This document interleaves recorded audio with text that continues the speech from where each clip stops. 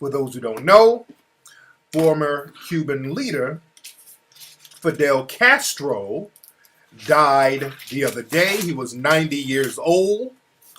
And a lot of the Western media, people in the dominant society, are taking shots at him. What planet do you live on? There have been many media personalities, many politicians, and many news outlets that defended Fidel Castro. For example, Jill Stein, she wrote how fantastic Castro was, even though she's against the death penalty. But surely, Castro didn't do anything wrong. There was Justin Trudeau, who gave praise to this horrible dictator. There was even this one person that wrote down that Castro was a hero to social justice. To state that the media is actually going after people like you is not reflection of reality. And what's interesting with Castro, a lot of, especially here in the U.S., a lot of people, officials in the U.S. and the media and all that, they're mad because Castro outlived all of the people that were trying to go after him. Do you also want to know what else he outlived? I don't know, the thousands of people that he personally killed? Perhaps? See, the white supremacy don't like to take an L. And Castro has always been a thorn in the side of white supremacy. He did not just kill black people, you vile piece of shit. He killed white people. He killed Asians. He killed anybody that fucking criticized him. He would put gay people into concentration camps. He would starve his own people. He will have people fire at guys via firing squads. This is not a race issue. But you see, those dead corpses are well worth it for the free healthcare and the free education. Don't let nobody punk you with that bullshit about attacking you for saying RIP to Castro. Because Castro was a great ally to African people globally. That is so funny that you mentioned that, because all the leaders that he worked with who are black were actually shitholes. I mean, that one guy from Zimbabwe who won white genocide, he was just definitely a very peaceful, loving guy. I mean, Cuba protecting Assata Shakur, she was definitely, not a cop killer. It's almost as if all the people that he allied with who were black were just decent, honest human beings. People are on my Twitter right now. You got these suspected white supremacist Cuban Americans with this outrage trying to reprimand anybody who says or points out that Castro did a lot of good for African people globally. They will sit up here and say, well, he was a dictator, he was a tyrant, he took away people's freedoms.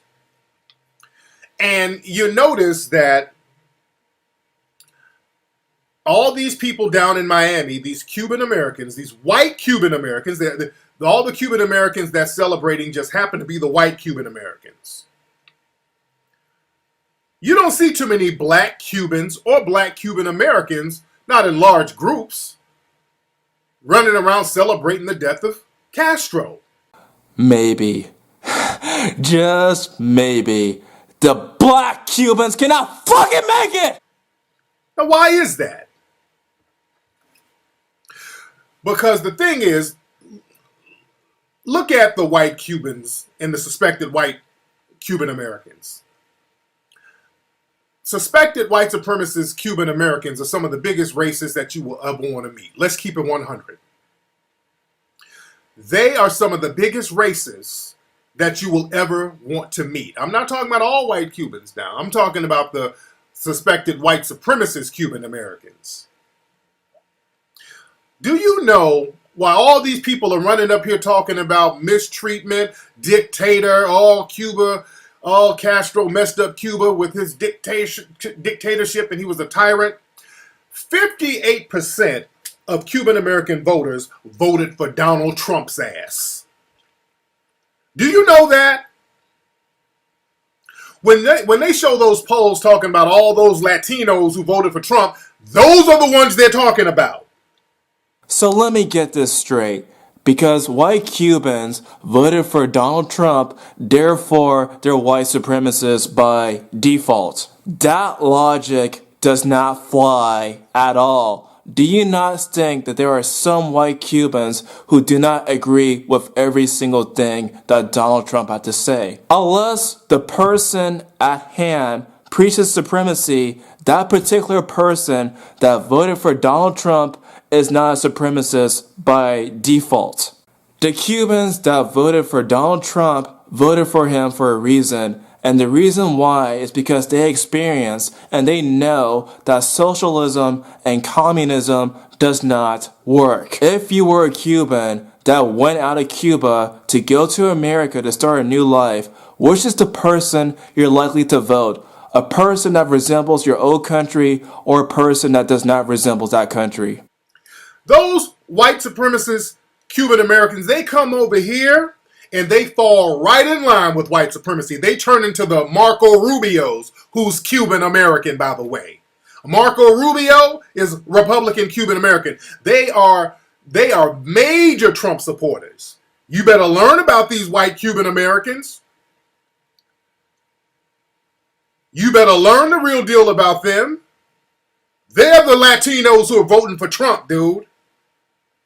So they don't fall for that oh man, we got to stand up to tyranny and dictator. They're fine with dictators and tyranny as long as it's happening to the black folks. They were fine with it here and they were fine with it in Cuba. And for the last time, Castro was not a white supremacist. He killed everybody, including black people, white people, and everybody else that lived underneath him. As a liberal myself, I'm really disgusted at people like you. You guys self-identify as being liberal, however, you guys go out your way to fucking defend a dictator. If you call yourself a liberal, yet defend dictators like fucking Castro, in my eyes, you are not a real liberals. Liberals are supposed to be against dictatorship. Liberals are supposed to be for free speech. Liberals are supposed to be for freedom of press, etc., etc.